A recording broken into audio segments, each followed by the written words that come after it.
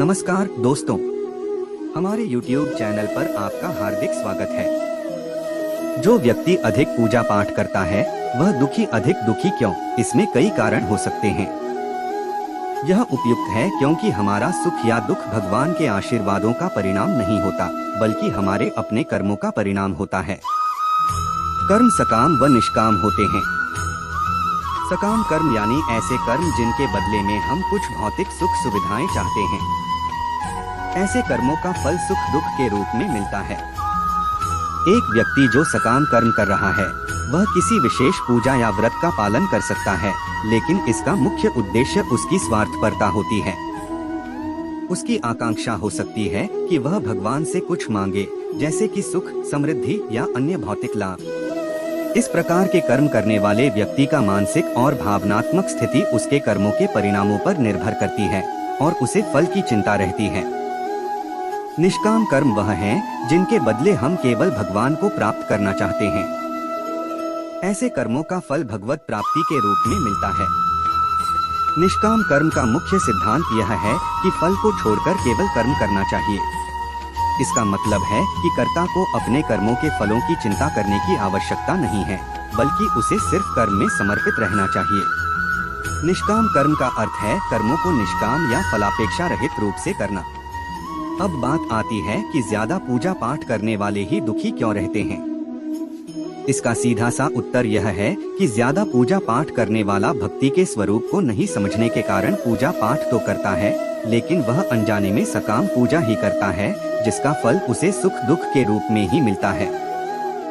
ज्यादा पूजा पाठ करने वाला बेशक ज्यादा पूजा पाठ या भक्ति करता हुआ नजर आता है, लेकिन वह कर्मकांड को ठीक से नहीं करता है। ऐसे में गलती पर गलती करता जाता है।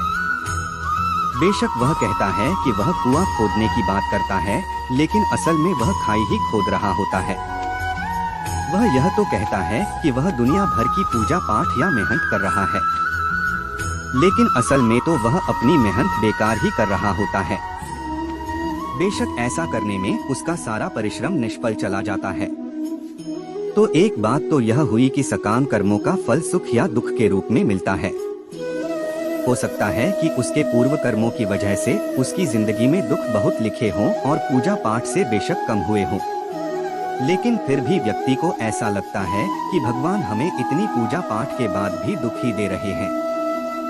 और दूसरी बात यह है कि आप गलत तरीके से या बिना विधि विधान के जाने ही पूजा पाठ कर रहे हो।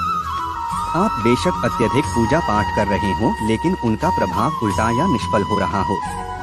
एक पहलू और है पूजा पाठ करने वाले को ज्यादा दुख मिलने के पीछे, और यह लागू होता है केवल उस पर जो सही मायने में भक्त है। यह पहलू ही विशेष है। इसलिए इसके लिए आप एक बार फिर से यह जान लीजिए कि भक्ति क्या है और भक्त कौन है। संध्या वंदन, योग, ध्यान, तंत्र, ज्ञान, कर्म के जैसे ही भक्ति भी मुक्ति का एक मार्ग है। भक्ति भी कई प्रकार की होती है। इसमें श्रवण, भजन, कीर्तन, नाम जपस्मरण, मंत्र जप, पाद सेवन, अर्चन, वंदन, दास्य, सख्य, पूजा आरती, प्रार्थना, सत्संग आदि शामिल हैं।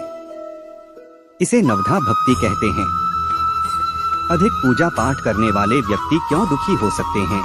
इसमें और भी कई कारण हो सकते हैं। अभिमान और अहंकार। यदि व्यक्ति अधिक पूजा पाठ करके इसे एक आत्मा में भ्रमित कर लेता है और अपने आप को दूसरों से ऊंचा मानने लगता है, तो उसमें अभिमान और अहंकार की समस्या हो सकती है। दुखाने की अपेक्षा कई बार लोग पूजा पाठ साधना करके सिर्फ इसका उपयोग अपने दुखों को कम करने के लिए करते हैं, जिससे वे और भी दुखी हो सकते हैं, क्योंकि यह उनके अपेक्षाएं पूरी नहीं होती। सामाजिक दबाव। कई समय लोग धार्मिक कार्यों को दिखावा करने के लिए करते हैं और इसके लिए सामाजिक दबाव महसूस करते हैं, जिससे उन्हें दुख हो सकता है। अधिकतमता की भावना। यदि कोई व्यक्ति धार्मिक क्रियाएं अधिकतमता या संपत्ति की प्राप्ति के लिए करता है, तो उसे यह अनुभव हो सकता है कि उसने यह सब कुछ प्राप्त नहीं किया है, जिससे उसे दुख हो सकता है। यह सभी तत्व मिलकर व्यक्ति को अधिक पूजा पाठ करने से दुखी बना सकते हैं।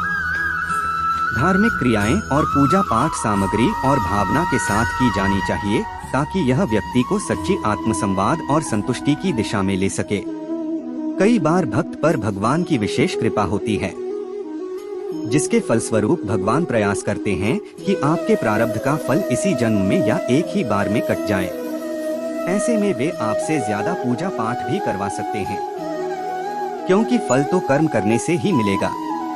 ऐसे में आपको इसे दूसरे दृष्टिकोण से समझना होगा। इसे आप भगवान की कृपा ही समझिए। कई बार जीवन के अंत में या मृत्यु के समय आपको भगवान अत्यधिक कष्ट भी दे सकते हैं।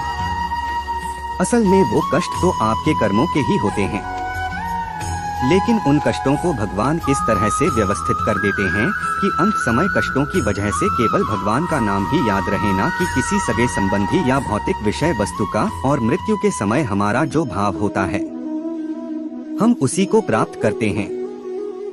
ऐसे में भगवान की याद बनी रहने से ईश्वर आपके लिए भगवत धाम का रास्ता खोल देते हैं।